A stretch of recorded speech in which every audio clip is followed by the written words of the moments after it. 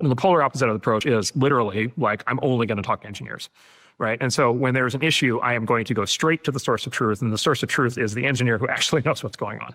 And so what Elon literally, and I've seen him do this, so he literally does is he goes to whatever, when there's an issue in one of his companies, he goes to whatever is the engineer who's working on that problem, and he sits down with the engineer and they solve that problem.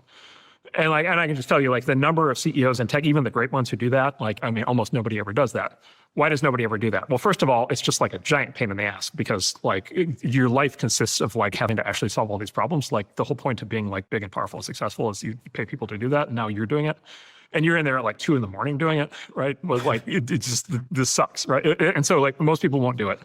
And then the other is you have to, it means the CEO of the company has to have the skill set to be able to do that.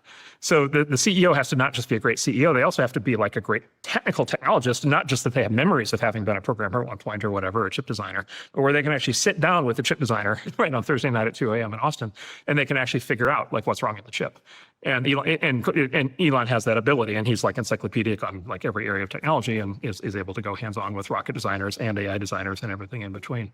And almost no CEO has that. And so, but that's literally what he does. And then the way that he thinks about it, I think, is basically, you know, he runs whatever six companies at once or something. And it's like, basically any given week, he thinks about everything as a basically production line, you know, sort of production process. It's like, he's actually like an old school industrialist. So everything's like the production process. And then any given week, there's in any production process, there's always a bottleneck. So there's always the thing that is slowing down the process the most. And that's always one thing.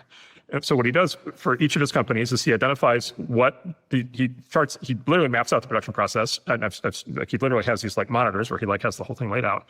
And then he basically says, okay, this is the issue that's holding up production this week. And then he goes and he works, and that's the thing that he goes to work with the engineer on, is he goes to fix that bottleneck.